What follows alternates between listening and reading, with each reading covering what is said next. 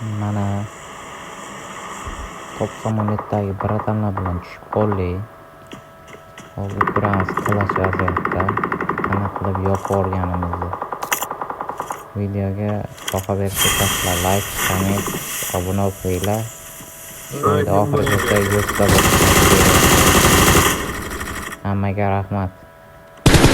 Eu não vou te amar,